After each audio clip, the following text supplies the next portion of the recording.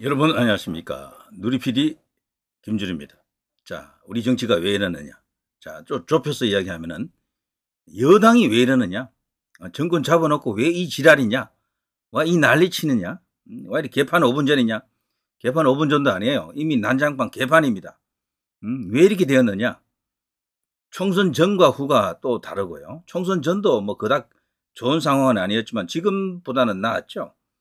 총선 결과가 대표로 이제 어쨌거나 결과가 났고, 그로 인해서 지금 여권 전체가 구심점이 지금 없는 것이나 마찬가지입니다. 구심점 이동이 원래는 여당이 차기 이제 권력을 위해서 이동을 시키거든요. 차기 주자 중심으로 이제 권력을 넘겨주는 것이 사실 모양새도 좋고 그게 이제 전략적으로도 좋은 선택인데 여기서 중대한 차질이 일어났습니다. 이게 이제 구심점이 이동되려면요, 둘의 관계가 최소한 어떤 마지노선을 지켜야 되거든요. 그걸 이제 넘어버리면은 과거 적대적인 관계가 많았죠. 김영삼과 이회창 같은 그런 관계가 됩니다. 이렇게 되면요, 망하는 거죠, 그냥. 가장 좋은 것은 노태우와 김영삼 같은 관계도 괜찮아요. 노태우 대통령이 김영삼 좋아할 리가 없잖아. 그런데도 다 받아줬다니까. 그 응석을 다 받아줬어요. 그러면서 온갖 그 땡깡을 부리더라도 화를 내지 않고 다 받아줬죠. 그거는요, 노태우가 당시 김영삼 아니고는 달리 선택의 여지가 없다라는 판단도 있었고, 그리고 어쨌거나 김영삼 쪽으로 대세가 가 있었어요. 그 당시 이제 3당 합당 이후에 그야말로 거대 정당으로 헌법도 바꿀 수 있을 정도로 200석이 넘었습니다. 203석인가 그랬어요. 근데 그 등신들이 그 당시에 그 의석을 갖고 헌법을 바꾸지 못한 거야. 그때 완전 우파 정당으로, 우파 세상으로, 우파 헌법으로 완전히 만들었어야 되는데, 김영삼이가 그때 이제 일종의 주인공처럼 되어 있었기 때문에 그걸 못했던 거죠. 자, 어쨌거나 그 당시에 김영삼은 거대한 세력을 갖고 있었습니다. 자신의 그 상도동계도 만만치 않았지만, 당시 허주 김윤환, 지금은 고인이 됐죠. 이 사람이 원래 민정계잖아요. 이 사람이 민정계의 좌장격이었는데, 수십 명을 이끌고 그 김영삼한테 가버렸잖아. 그러면서 김영삼 개가 100명이 넘었어요. 100명이. 그러니까 어마어마한 세력을 갖고 있었다라니까. 이제 그러니까 그 힘도 어느 정도 이제 이제 수긍을 했고, 동의해 준 거죠. 노태우 대통령이. 자, 그런 관계가 있을 수가 있어요. 싫지만 뭐 어쩔 수 없이 이렇게 끌어안는 경우가 있는데, 지금 보면요, 한동훈은 그 김영삼처럼 하려고 하는 것 같은데 어린 반푼어치도 없습니다. 김영삼이 갖고 있던, 당시 YS가 갖고 있던 그 정치력이 일단 없고요. 그 이제 지지 기반이 없습니다. YS는 어쨌거나 부울경이라고 하는 확고한 기반이 있었고요. 그리고 또 민주 진영의 이제 이렇게 양대 축 중에 한 명이었기 때문에 수도권에도 만만치 않은 또 지지세가 있었어요. 그러니까 기반 자체가 확고했다는 거지. 그리고 자기를 따르는 국회의원들 언제든지 생사를 같이 할 의원들이 무조건 한 70명 정도는 갖고 있었으니까. 그러니까 이거는 뭐 모든 조건이 완벽했죠. YS 같은 경우는. 그래서 뭐 대난 입장이었고요. 결국 대통령이 되었죠. 근데 한동훈은 그 YS하고 비교해봐도 닮아 있는 게 하나도 없어요. 그냥 들이댄다라는 거 그 외에는 아무것도 없는 거야. 근데 윤 대통령 입장에서는 한동훈 보기로 말이죠. 분명히 내가 키워준 인물인데 라고 생각할 겁니다. 전체적으로 뭐 법무부 장관 발탁이 없었으면은 가능이나 하겠습니까? 지금도 검사하고 있을 거예요. 무슨 뭐 검사장급으로 있겠지. 잘 풀렸으면 중앙지검장 정도 하고 있겠죠. 그 정도 레벨이에요, 원래는. 그런데도 지금 뭐 갑자기 뭐 국민의힘 여당 대표가 되었고 뭐 차기 주자 1순위로 지금 거론되고 있잖아요. 보수에서. 이건 너무도 급조된 제품입니다. 제가 볼 때는. 일종의 이제 정치인들도 상품이라고 치면은요. 굉장히 이게 날림으로 가공된, 그러니까 그 속을 알 수가 없는 그런 상태로 결국 이제 대중 앞에 나타났다라고 볼 수밖에 없습니다. 짧은 시간에 여러분이 봤기 때문에 그 실체를 모르는 거예요. 한동훈 대표의 실체를 알려면요, 그 검사 시절에 했던 일을 봐야 됩니다.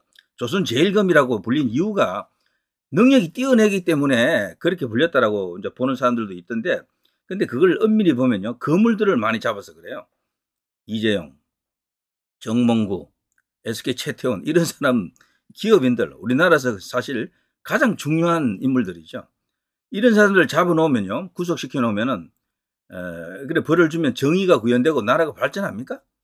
저는 솔직히 거기에 대해서도 법이 애국적 관점에서 혹은 국가 발전이라고 하는 측면에서 보면요. 달리 생각의 여지가 있다라고 보거든요.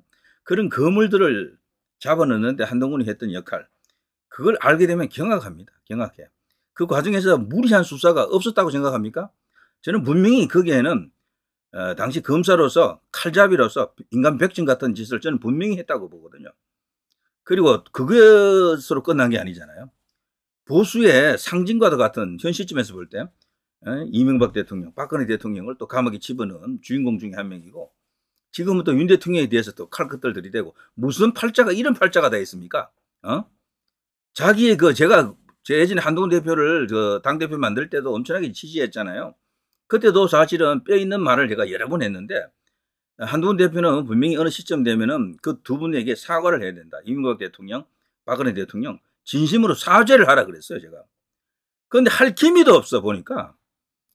박근혜 대통령하고 만났을 때도 사과 안 했어요, 보니까. 옛날에 비대위원장 시절 한번 만났잖아요.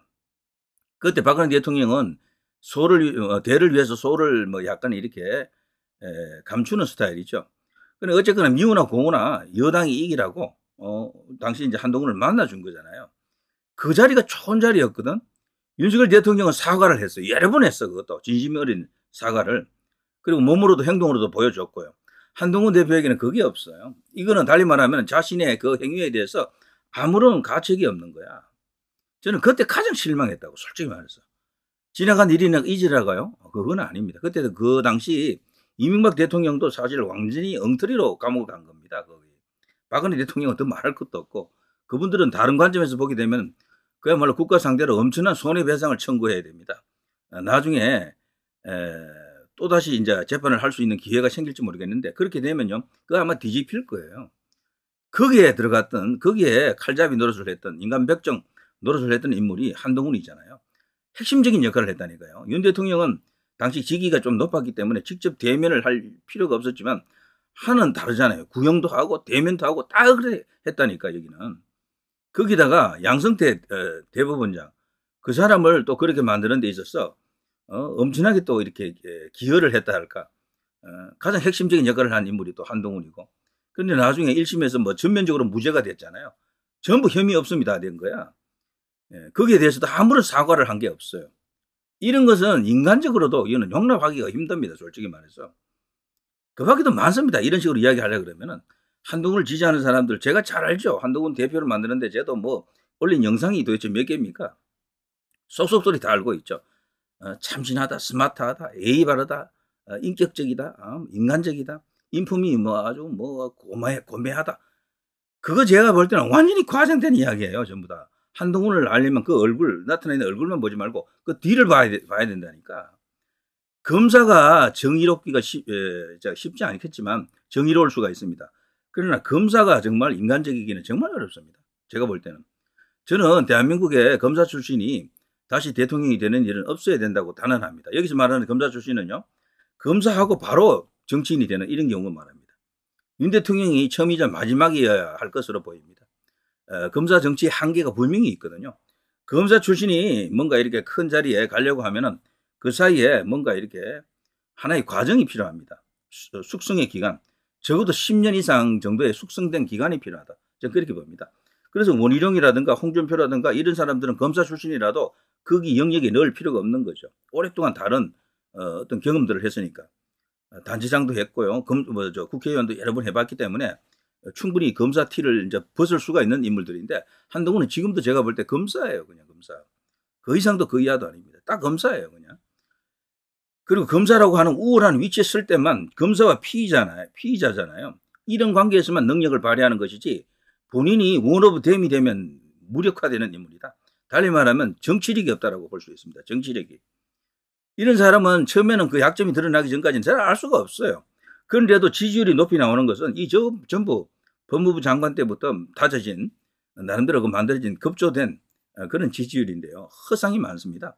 물거품이 많아요. 이게 어느 순간 어느 상황이 바뀌게 되면 쫙 하고 빠져나갑니다. 저는 지금 한동훈 대표 지지하던 사람들 중에 과거 황교안 대표를 지지했던 사람들도 꽤 있을 것으로 봐요. 두 사람은 조금 이렇게 연결되는 측면이 있어요, 사실은. 하나는 올드한 느낌이고 하나는 신선한 느낌이긴 해도 스마트한 느낌이긴 해도 지지 성향으로 볼 때 그 중복되는 사람이 많았을 겁니다. 그런 사람들이 한때 황교안 대표를 막 지지했을 거예요. 그때는 황교안 다시 없는 하늘이 낸 인물이다. 최고다라고만 떠들었을 겁니다. 그런데 언젠가는 그 사람들도 싹 버려버렸잖아요. 그리고 지금은 한동훈 쪽으로 많이 와 있을 것 같아. 제 생각에는. 그리고 또 한 사람. 문재인입니다. 문재인, 이낙연, 소위 수박으로 불리는 이 사람들이 지금 어디가 있습니까? 여론조사 해보면요. 이재명에게 다 가 있는 게 아닐 거예요. 분명히. 이 사람들은. 그럼 어디가 있습니까? 이 사람들이. 여론조사 보면요. 김동연이도 얼마 안 나와요. 조국도 그닥 높은 수치가 아닙니다. 분명히 그 라인이 한 10 정도로 갖고 있거든, 지금도. 그 일부가 저는 한동훈에게 와 있다고 보는 거죠. 그 일부가. 분명히 그런 의도가 있습니다. 그리고 한동훈을 계속해서 이렇게 부추기고 이렇게 지지하는 사람들, 이렇게 계속해서 옆에서 바람을 넣어주는 뻔뿌질하는 사람들이 있습니다. 이들이 누구냐라는 겁니다. 이들이. 현 정부 여당에 대해서 반대하고 이재명의 앞길을 터주기 위한 사람들. 이들도 일부 공작조로서 트로이 목마처럼 들어와 있을 가능성이 있습니다. 위도훈이 안에 그런 사람이 없을지 한번 생각해 봐야 되고요. 한동훈 지지자들 안에 그런 사람이 있을지 없을지를 좀 봐야 됩니다. 언제부턴가 야당은 한동훈에 대한 공격은 전혀 안 합니다. 단 한 번도 안 해요. 누구도 그거 공격하는 사람이 없습니다. 일종의 검은령이 내렸다. 저는 그렇게 봅니다. 한동훈에 대해서는 쉽지도 말고 칭찬할 일 있으면 칭찬하라 이런 이야기죠. 그러니까 지금 야권 인사들이 한동훈에 대해서는 덕담을 던지잖아요. 한동훈처럼 저렇게 해야 된다. 야권에서 지금 믿는 여권을 향해서 믿는 유일한 정치인은 한동훈 대표다. 좀 더 이렇게 분명한 목소리를 내주세요. 윤 대통령 들이받으라는 얘기죠. 자, 그러자 급기야 요즘 최근에 나와서 이렇게 보니까 한동훈 대표가 이제 목소리를 이제 본격적으로 가다듬기 시작하더군요. 처음에는 작은 걸 요구하는 것처럼 보였었죠. 작은 걸, 가령 특별감찰관 정도에서 그냥 수용해주면은 이렇게 자신이 이제 입장을 이렇게 바꿀 수도 있다라는 그런 어떤 뉘앙스가 있었는데 지금 그걸로는 안 된다라고 지금 딱 잡되더라고요. 자, 이제 곧 이렇게 기자회견을 통해서 뭔가 발표할 것 같은데 완전 전면적으로 용산과 각을 세울 겁니다. 이렇게 되면요. 가장 좋아할 집단이 어디겠습니까? 이재명하고 조국 이런 쪽이겠죠. 박수치고 난리 났을 겁니다. 그리고 은연중에 정권을 빼앗으려고 하는 세력들이 환호, 왔다, 때가 왔다. 잘하면은 탄핵도 되겠다. 잘하면 조기 대선도 가능해. 개헌도 해보자. 이런 식으로 이렇게 나오겠죠. 자, 한동훈은 지금 가는 길이 말이죠. 어떤 길이겠습니까? 완벽하다라고는 볼 수 없지만 근사치에 가 있다라고 보는 것이 김무성, 유승민, 이준수 같은 이런 스타일의 정치인으로 지금 둔갑했다라고 봅니다. 본인은 아니라고 말하겠지만 지지자들은 절대 아니에요. 그게 한동훈은 그런 사람이 아니에요. 얼마나 고상하고 고매한 사람인데 그런 사람이 아니다라고 이야기하는 사람 많을 겁니다. 실제 한동훈을 그렇게 알고 있는 사람이 많은 것 같아요. 그런데 그거는 지나치게 일면을 본 것이다. 다른 면을 보게 되면은 제가 볼 때는 너무도 윗선적인 면이 많다라고도 생각이 돼요. 머리부터 발끝까지. 제가 지지할 때부터도 찝찝했던 게 많았어요, 사실. 그래서 지나가면서 뼈 있는 말을 한마디 툭툭툭 던지기도 했었죠.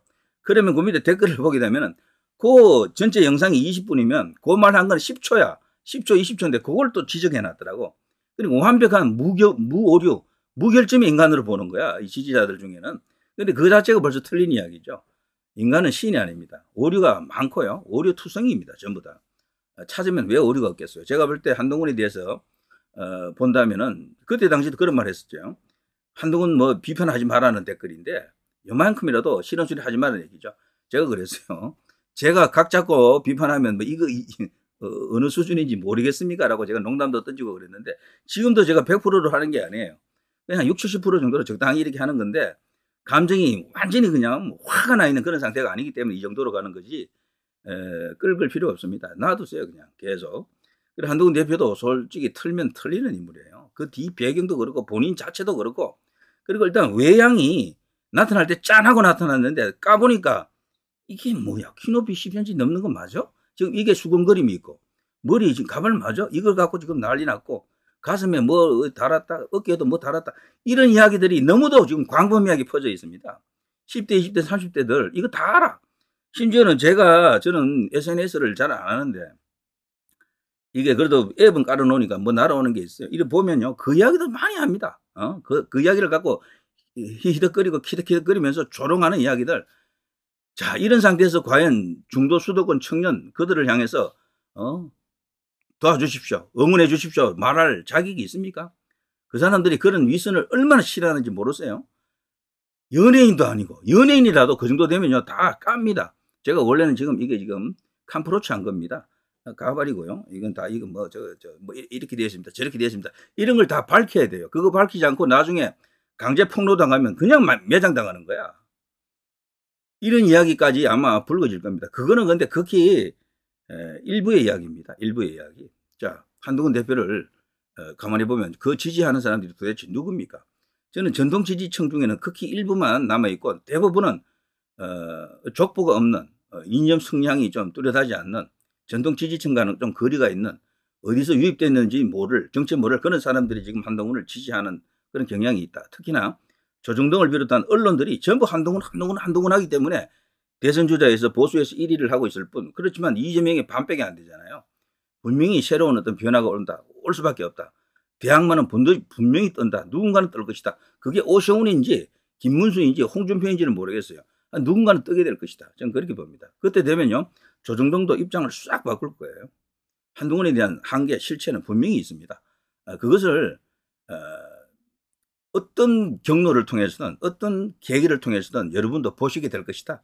예전에 황교안을 지지했지만 지금은 황교안에 대해서 아무런 관심이 없는 것처럼 지금 여러분이 한동훈을 무슨 뭐 완전히 절대 무오류의 인간처럼 보는 그런 사람들도 있던데, 나중에 가보면은 내가 왜 그때 그랬는가 이런 생각을 또 하실 수도 있는 거예요. 사람이 사람을 본다라는 것은 10길 물속은 알아도 한길 사람 속은 모르는 겁니다. 겉으로 드러난 그런 모습 보고 사람을 판단하는 것 자체가 너무도 경거망동이다, 이런 생각이 듭니다. 자, 한동훈 대표 보면 친절해 보이고 뭐 이렇게 셀카 찍어주고 뭐 서비스 정신 있어 보이고 뭐 그렇죠. 굉장히 이렇게 따뜻하고 뭐 이렇게 이런 느낌으로 다가올 겁니다. 살가운 느낌도 들고. 그렇지만 그것은 제가 얼마든지 쇼할 수 있다라고 보거든요. 그런 거는 얼마든지. 그게 진심인지 진심인지는 알 수가 없어요. 그 뒤에 있던 한동훈이 걸어왔던 길, 그 주변의 동료들이 이야기하는 것, 그런 사람들이 가장 정확히 알고 있겠죠. 윤 대통령이 아마 한동훈을 가장 정확히 알고 있을지도 모릅니다. 김건희 여사가 또 한동훈을 가장 정확히 알고 있을 수도 있다, 이런 생각이 드는 거죠. 자, 누리 PD 김준희였습니다.